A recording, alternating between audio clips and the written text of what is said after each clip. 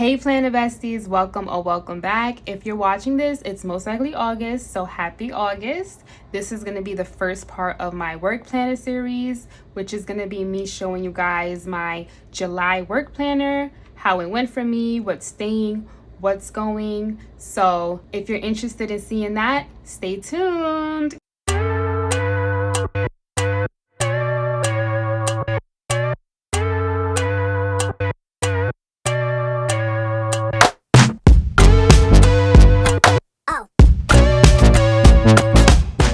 Okay y'all, so this is my setup for the month of July. If you haven't seen that video, I will link that. So I just have this beautiful duo dashboard from Cloth and Paper that already came layered, and this is double-sided, which I love. I think I showed this in my previous flip through, I'm not sure, so just in case, this is just important dates going on for me for the work year. And then you guys, this page that comes with our monthly inserts from Cloth and Paper, I don't know the name of this page per se, so just because I don't know, I'm gonna call this the poetry page. So if you know what this page is called, definitely let me know in the comments, because I'm just gonna call it the poetry page.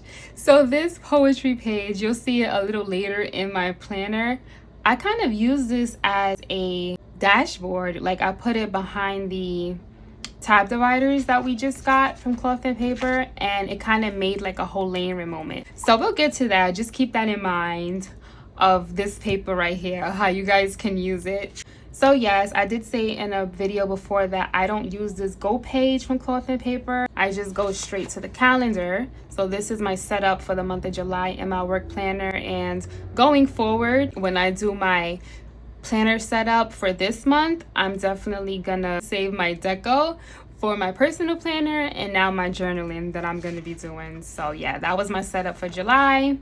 And then this page is where I keep my post-it notes. So this is what I was saying, you guys. Here's the other poetry page layered behind the today dashboard, which I haven't been using. You know, this today dashboard, you can write on it with a dry erase marker, but I don't know, I just haven't been using it. I still like that you can layer over it, and it's kind of a top divider as well. So I'm just gonna flip through some of the daily pages in my planner. You'll see that in the beginning I tried to do some deco, but along the way, like after some time, I'm like, yeah, really for my work planner, all I really want is some minimal stickers and some highlighter, and I am set. And I am loving that vibe from my planner.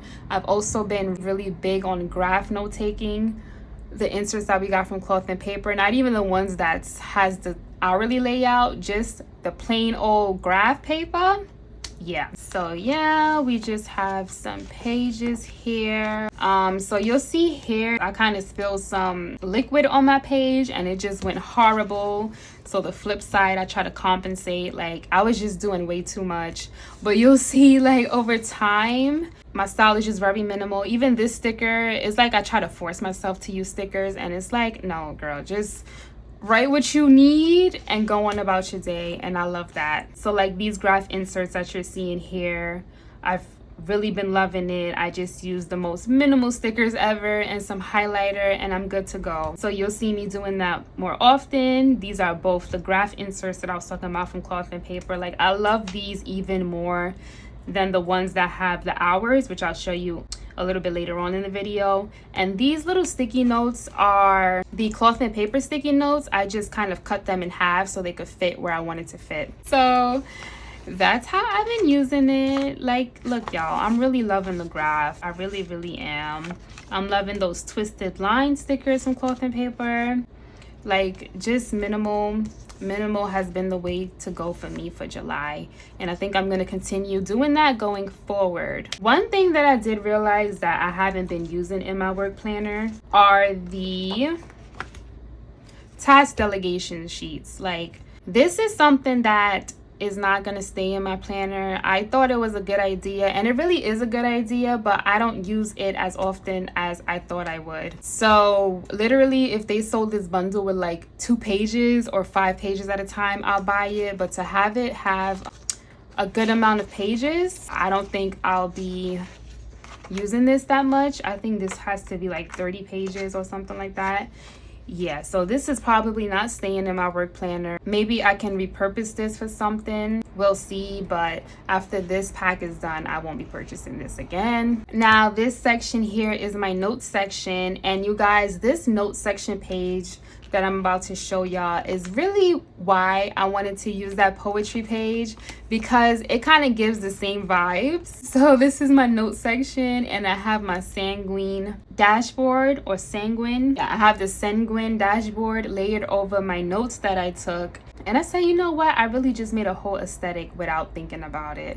Like, this is beautiful, and I think this is gonna stay for next month. I don't think I'm gonna change this setup. I'm gonna keep it just like this. All right, and then I just have 2 pages of notes left. In my new setup, I'm definitely going to be adding in my graph note-taking paper that I just got from Cloth and Paper. That haul should be out now of my items that I got, so I'll link that as well. And then, and I don't know why this page is so dirty, but that's okay. And then the project section, I have the other poetry page layered here. And I don't know, my project section hasn't been really organized. I feel like I use my project section as a brain dump, but I still keep these inserts. I like separating things that are just tasks and things that are more longer term projects. And then the archive section, which are just inserts that I haven't used yet. So I have some Ivy League inserts here. I have a bunch of Ivy League method inserts actually, so I need to see how I can use this more in my planner, because these got to get used up.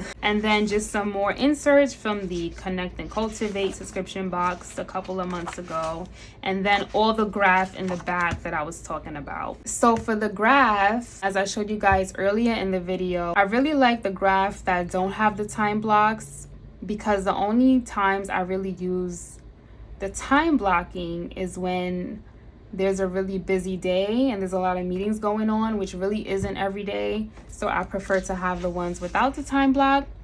I know I could probably white it out, but it's like, I just rather prefer the ones without the time block. So yeah, I have a bunch of pages of those, which I'll definitely use. I just wish it didn't have the time allocated to it already. And then yes, the back of my planner was the Cloth and Paper card for the 9 years. I have that in the back. And then I actually had the August calendar on the back of this, but even with the photo corners, it kind of was falling out.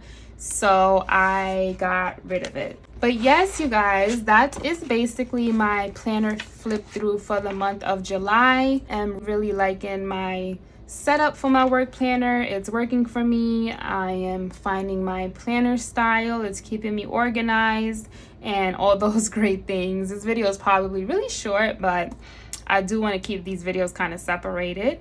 So part 2 is going to be me refreshing my planner for the month of August. I don't see myself changing a lot of things, because look at this. I give you guys like a little sneak peek or a hint. That haul video that I did, I might be using some dashboards from Infinite Lotus, which are beautiful. But other than the dashboards, I don't think I'm going to be changing much. But yes, stay tuned for that next video. I hope you guys enjoyed this video, and see you next time. Bye.